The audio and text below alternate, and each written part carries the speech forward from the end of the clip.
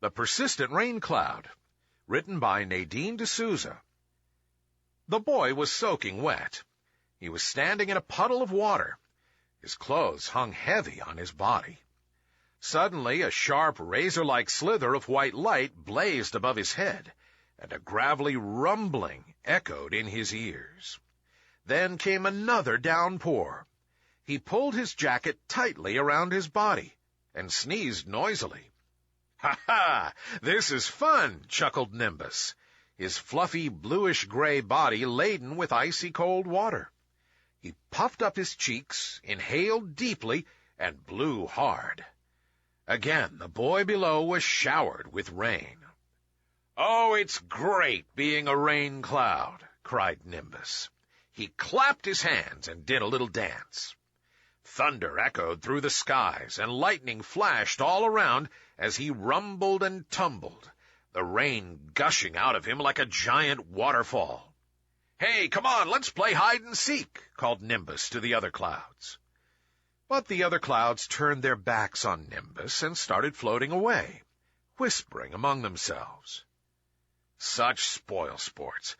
Well, I guess I've just got to find someone else to rain on then," said Nimbus, as he smiled a naughty smile and scanned the earth for someone to drench. "This has got to stop," said a wise old cloud, shaking his head. "Nimbus is going out of control. He just can't keep picking on innocent people and soaking them with rain," said another baby blue cloud, her eyes filled with worry.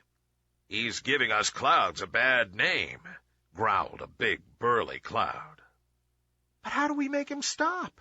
squeaked a wispy little cloud as she floated around in circles. Suddenly, a brilliant golden yellow light filled the sky.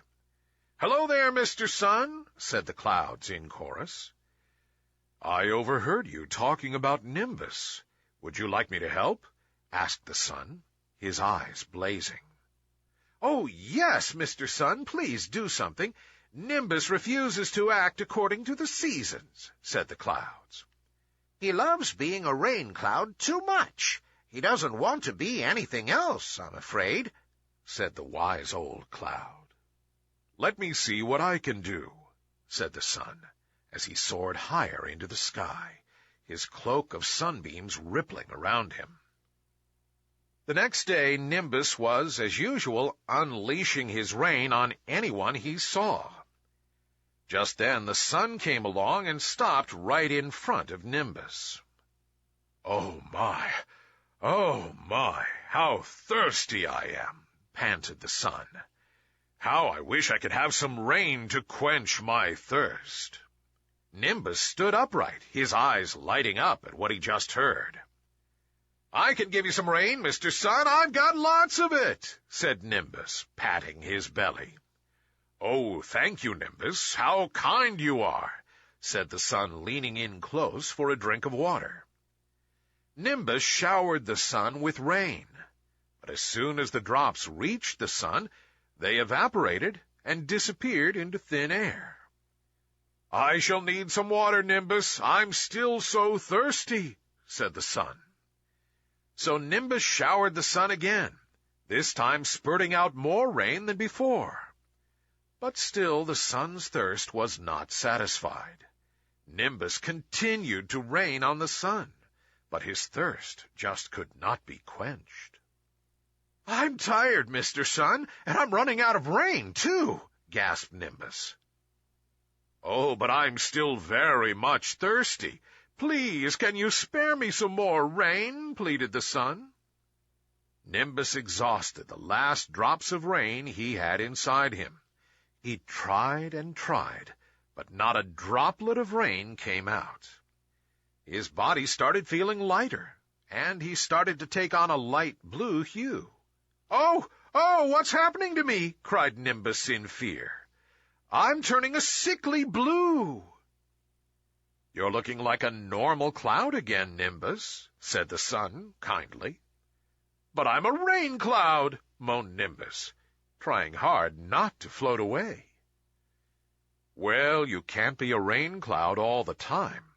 There is a time for everything.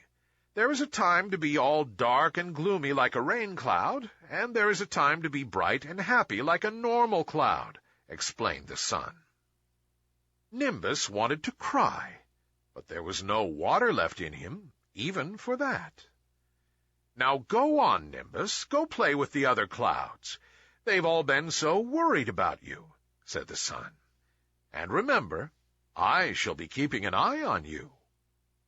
So Nimbus floated away and joined the other clouds, who were overjoyed to have their old friend back. Now, whenever Nimbus thinks of being naughty again, a very thirsty sun promptly turns up in search of a drink of water.